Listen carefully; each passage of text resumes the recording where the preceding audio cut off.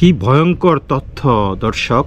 ঘরের শত্রু বিভীষণ, তাও তো বিভীষণ ভালো কাজ করে রাবণের শত্রু হইছে, কিন্তু আপনার পরিবারে যদি এমন কোনো কুলাঙ্গার জন্ম নেয় যারা নাকি আপনার পরিবারটাকে ধ্বংস করে ফেলে, আপনার সমাজকে ধ্বংস করতে চেষ্টা চালায়, তাদেরকে কি বলা যায় বলেন?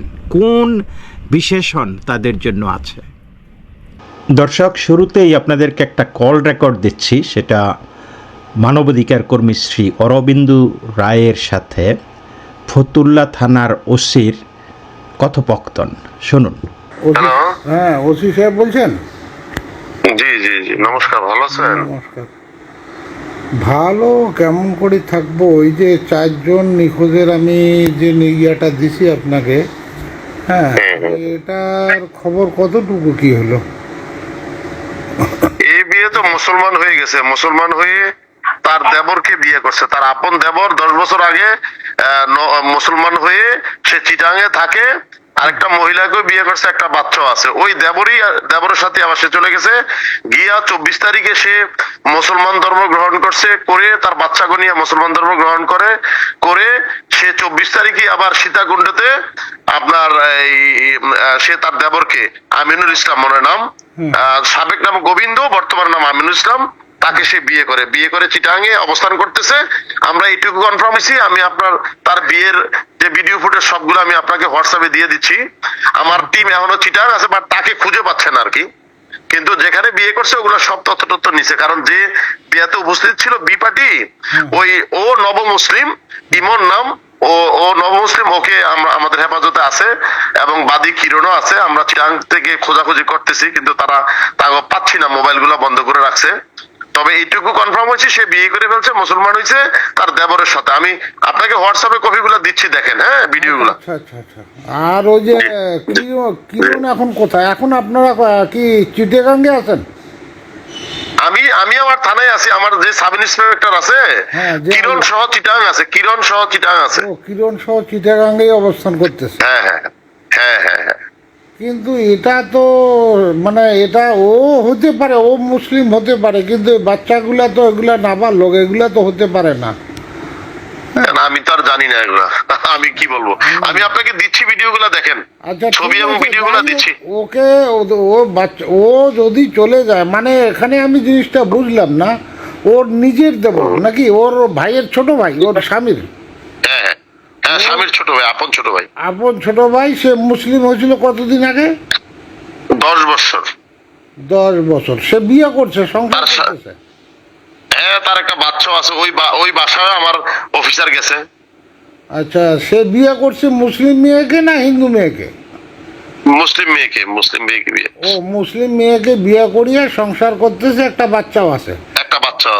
আবার একে আবার নিয়ে যায়, এই যে সম্পূর্ণ বাচ্চা সহ নিয়ে গিয়ে আবার একে মুসলিম বানিয়ে মানে বিয়ে করছে। 24 তারিখে বিয়ে করছে। জি। আচ্ছা, ওই যে বিয়ের কাবিন করতেছে, কাবিনে সই করতেছে, এগুলো পাঠাই, একটু দেখেন আপনি, দেখলে আপনি ক্লিয়ার হবেন। আমি পাঠাচ্ছি আপনাকে কাবিনগুলো। পাঠাইছে কি? আমি আপনাকে পাঠাচ্ছি, আপনি দেখেন, এগুলা আপনাকে পাঠাই দিচ্ছি, আপনি দেখেন। আচ্ছা, ঠিক আছে। নারায়ণগঞ্জের দেওভোগ এলাকার কিরণ সরকার 23শে মে 2026 থানায় একটি নিখোঁজ ডায়েরি করেন। তার স্ত্রী লিসা সরকার 22শে মে বিকালে তাদের 3 সন্তানকে নিয়ে মায়ের বাসায় যাবার কথা বলে বাসা থেকে বের হন। সন্তানদের বয়স, তারা 2 মেয়ে 1 ছেলে। বড় মেয়ের বয়স 13 বছর, তারপরে ছেলের নাম গণেশ 11 বছর, এবং তারপরে ছোট্ট একটা মেয়ে 2 বছর বয়স। কিন্তু এই যে লিজা সরকার এবং তার বাচ্চারা, অর্থাৎ লিজা সরকার তার বাচ্চাদেরকে নিয়ে মায়ের বাসায় যাননি। পরিবার হন্যে হয়ে খুঁজেছে তাদেরকে, স্বামী খুঁজেছে, আত্মীয় স্বজন খুঁজেছে। তো স্বাভাবিকভাবেই ভেবেছে যে এটা একটা অপহরণ হয়েছে বা দুর্ঘটনা ঘটেছে, কোনো বিপদের আশঙ্কা, নির্ঘুম রাত তাদের। কিন্তু পরে সামাজিক যোগাযোগ মাধ্যমে কিছু ছবি এবং তথ্য ছড়িয়ে পড়ে। লিসা সরকার 28 বছর বয়সী নারী, 3 সন্তানের মা, তিনি ইসলাম ধর্ম গ্রহণ করেছেন এবং তিনি তার স্বামীর আপন ভাইয়ের সঙ্গে বিবাহ বন্ধনে আবদ্ধ হয়েছেন। চিন্তা করতে পারেন। এবং আরও জানা গেছে যে সেই স্বামীর ভাই অর্থাৎ লিজা সরকারের দেবর প্রায় 10 বছর আগে নিজেই ইসলাম ধর্মে ধর্মান্তরিত হয়েছিল। সে একজন মুসলিম। তার দাড়ি টুপি আপনারা দেখছেন ছবিতে, মানে একদম যেটা আছে আর কি। মুসলিমরা কিন্তু মোর মুসলিম দেন দি মুসলিমস, বুঝছেন, মুসলমানদের চাইতেও বড় মুসলমান তারা। তো দর্শক, আমি প্রথমেই আপনাদেরকে বলে রাখি যে প্রাপ্তবয়স্ক একজন নারী বা প্রাপ্তবয়স্ক একজন পুরুষ কোন ধর্ম পালন করবেন সেটা তার ব্যক্তিগত অধিকার। একজন মানুষ হিন্দু থেকে মুসলমান হতে পারে, মুসলমান থেকে হিন্দু হতে পারে, খ্রিস্টান হতে পারে, বৌদ্ধ হতে পারে, বা কোনো ধর্মই নাও মানতে পারে। সেটা তার স্বাধীনতা, ধর্মীয় স্বাধীনতা একটি মৌলিক মানবাধিকার। কিন্তু ধর্মীয় স্বাধীনতার নামে যদি একটি পরিবারকে ভেঙে দেওয়া হয়, যদি একজন পিতার কাছ থেকে তার সন্তানের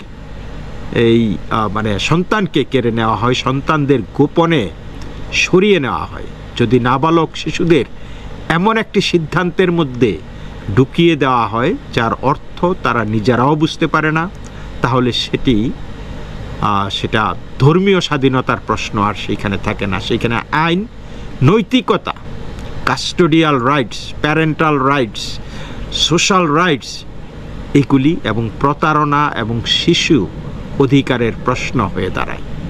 13 বছরের শিশু, 11 বছরের শিশু আর 2 বছরের শিশুর ধর্মীয় পরিচয় এইভাবে বদলে দেওয়া যায়? তারা কি বুঝে সিদ্ধান্ত নিতে পারে? তারা কি স্বাধীনভাবে সম্মতি দিতে পারে? 2 বছরের একটি শিশু কিভাবে ধর্মান্তরের সিদ্ধান্ত নেবে? এখানে সবচেয়ে বড় প্রশ্ন হলো 3টি শিশুর পিতার অধিকার কোথায়? নাবালক 3টি শিশু, সেখানে তার পিতার অধিকার কোথায়? একজন মা সন্তানের জীবনে খুব গুরুত্বপূর্ণ, এটা অস্বীকার করার উপায় নাই। কিন্তু একজন বাবাও সন্তানের জীবনে সমান গুরুত্বপূর্ণ। সন্তানকে লুকিয়ে বোগাস কথাবার্তা বলে নিয়ে যাওয়া, বাবাকে না জানানো, বাবার অজ্ঞাতে তারপর সামাজিক যোগাযোগ মাধ্যমে ধর্মান্তরের ছবি ছড়িয়ে পড়া, এটি যে কোনো বিবেকবান মানুষের মনে প্রশ্ন তুলবে। রাষ্ট্রের ভূমিকা এখানে কি? ধর্মান্তর যদি স্বেচ্ছায় হয়েই থাকে তাহলে সেটা প্রকাশ্যে আইনসম্মতভাবে এবং অভিভাবকীয় দায়িত্ব মেনে হওয়া উচিত ছিল। এবং এই মহিলাটির এই 3 জন সন্তানের একচ্ছত্র কাস্টডি থাকার, আইনি কাস্টডি থাকার উচিত ছিল, যে বাবা অক্ষম, বাবা সিদ্ধান্ত নিতে পারবে না, মা তাদের জন্য সিদ্ধান্ত নেবে। এখানে কিন্তু সেটা হয় নাই। এইখানে নিখোঁজের নাটক তৈরি হয়েছে।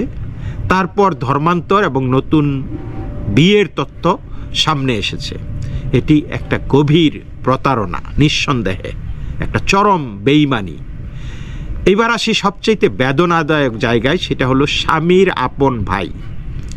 একজন বাইরের মানুষ হলে বিষয়টি একরকম ছিল, কিন্তু এখানে স্বামীর নিজের ভাই, যিনি বেশ কিছু বছর আগে ধর্মান্তরিত হয়েছেন এবং তিনি বাড়ি, পরিবার, সমাজ ত্যাগ করেছেন, ধর্ম ত্যাগ করেছেন, কিন্তু এই যে শকুনের দৃষ্টি তিনি কিন্তু ত্যাগ করেননি। এই বাড়ির প্রতি তার দৃষ্টি ছিলই। এই ভাইটি কিন্তু এর আগে একজন মুসলমান মেয়েকে বিয়ে করেছে এবং তাদের বাচ্চাও আছে।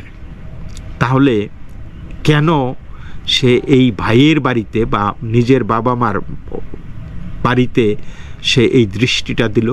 কারণ ওই যে বলেছি, মুসলিম, তারা মুসলমানের চাইতেও মুসলমান, তারা সন্ত্রাসীদের চাইতেও ডেঞ্জারাস।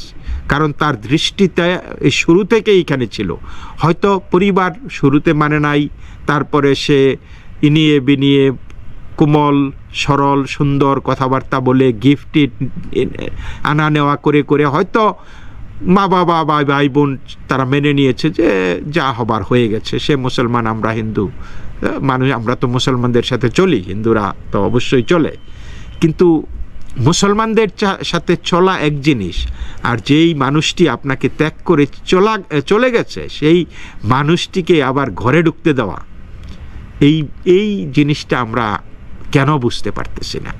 যে তাদের মিশন তখন যারা ধর্মান্তরিত হয় তাদের মিশন হয় যে বাকিগুলারেও নিয়ে বের হওয়া।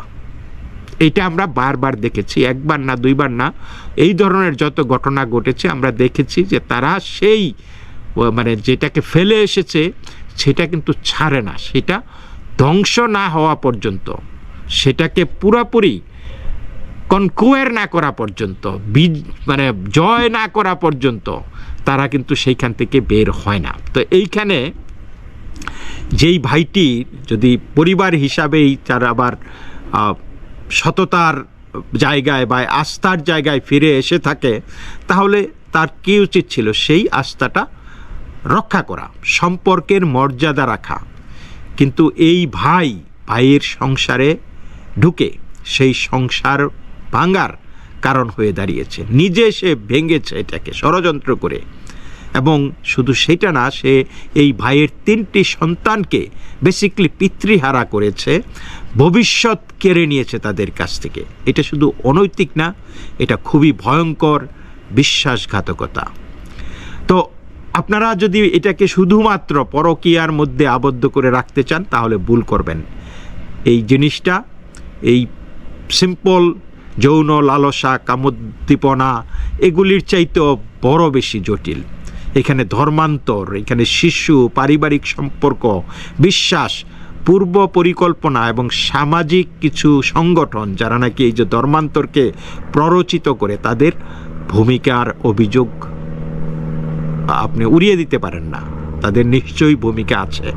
বাংলাদেশে এই মুহূর্তে আমরা জানি যে ধর্মান্তর এমন একটা জায়গায় গেছে, এটা শুধু ব্যক্তিগত সিদ্ধান্তের উপর আর নির্ভর করতেছে না, এখানে সামাজিক প্রভাব আছে, এখানে প্রলোভন আছে, এখানে মানসিক চাপ, তারপরে সম্পর্কের ফাঁদ তো আছে, লাভ জিহাদ।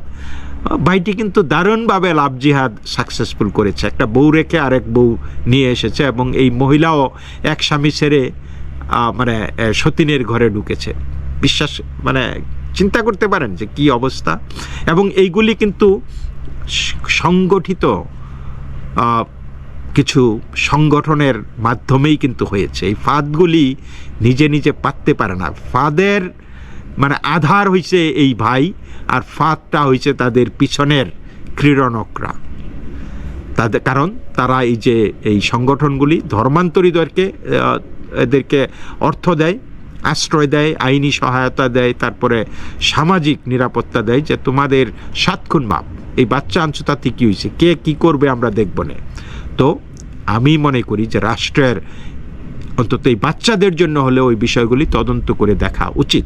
এবং এইখানে যদি প্রলোভন থাকে, ফাঁদ থাকে, এখানে যদি প্রতারণা থাকে, সেইগুলিও দেখা উচিত। কারণ it is happening two many Times already.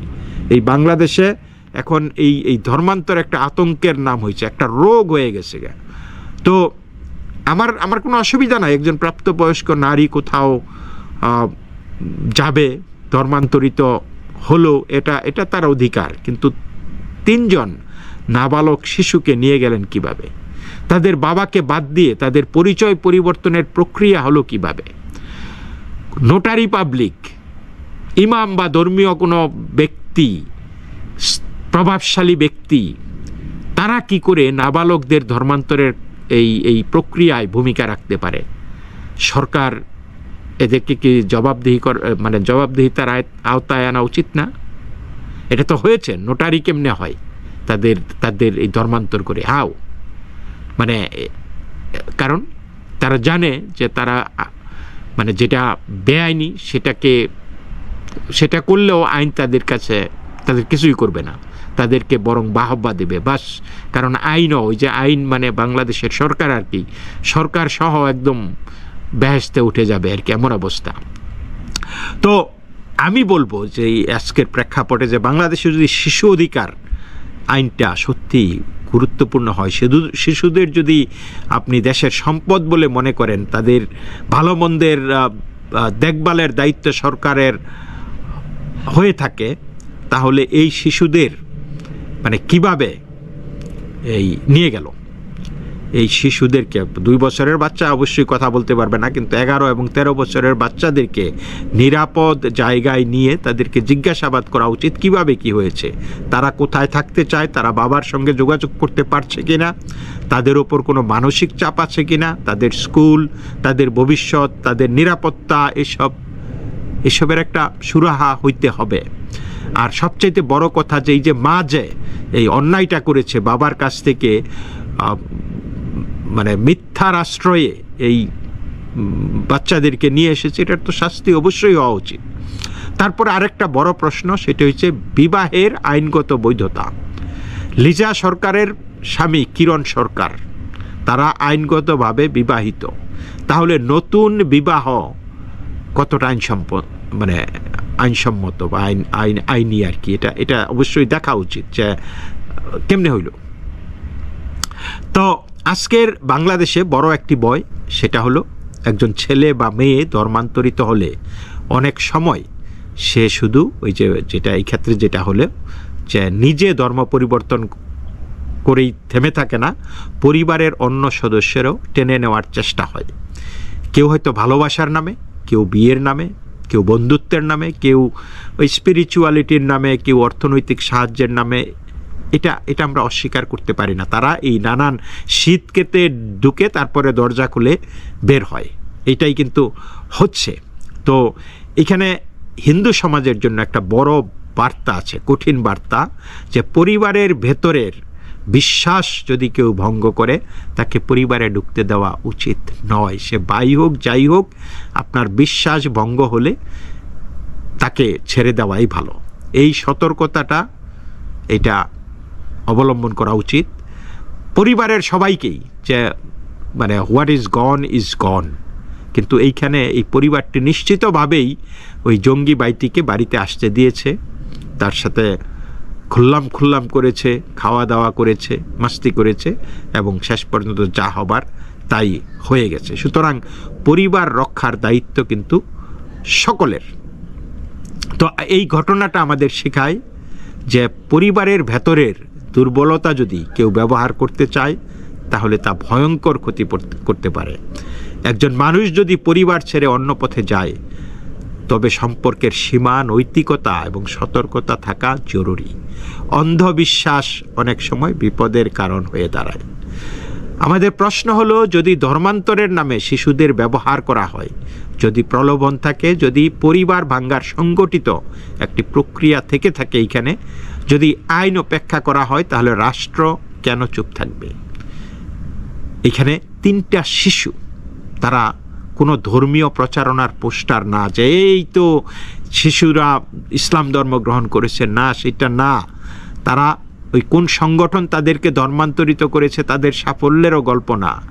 তারা কোনো প্রাপ্তবয়স্ক না যে তারা প্রেম বা অভিমান বা ধর্মীয় উত্তেজনার বশবর্তী হয়ে তারা একটা কিছু করে ফেলেছে। তারা শিশু, তাদের অধিকার আছে, তাদের বাবা আছে, তাদের ভবিষ্যৎ আছে। প্রশ্ন হলো, বাংলাদেশ কি এই নাবালকদের অধিকার রক্ষা করবে? বাংলাদেশ কি একজন পিতার অধিকারকে গুরুত্ব দেবে? একজন হিন্দু হিসাবে আমি বলছি, আমি ধর্মীয় স্বাধীনতা চাই এবং বিশ্বাস করি, কিন্তু ধর্ম ব্যবসা চাই না। ধর্মের নামে পরিবার ভাঙ্গা এটা চাই না, প্রেমের নামে প্রতারণা চাই না, নাবালক শিশুদের ধর্মীয় পরিচয় নিয়ে খেলা চাই না, আর ভাইয়ের ঘরে ভাইয়ের বিশ্বাসঘাতকতা, এটা কোনো সভ্য সমাজ মেনে নিতে পারে না। লিজা সরকার প্রাপ্তবয়স্ক নারী, তিনি নিজের ধর্ম নিয়ে সিদ্ধান্ত নিতেই পারেন, কিন্তু 3টি অবোধ শিশুর ভবিষ্যৎ নিয়ে একতরফা সিদ্ধান্ত নেবার অধিকার তার নেই। স্বামীর ভাইয়ের সঙ্গে সম্পর্ক তৈরি করে সন্তানদের নিয়ে চলে গিয়ে নতুন ধর্মীয় পরিচয়ের মধ্যে ঢুকিয়ে দেওয়া, এটা কি নৈতিক? এটা কি পারিবারিক দায়িত্ব? এটা কি শিশুদের প্রতি ন্যায়? ধর্ম মানুষকে সত্য এবং ন্যায়পরায়ণতা শিক্ষা দেবার কথা।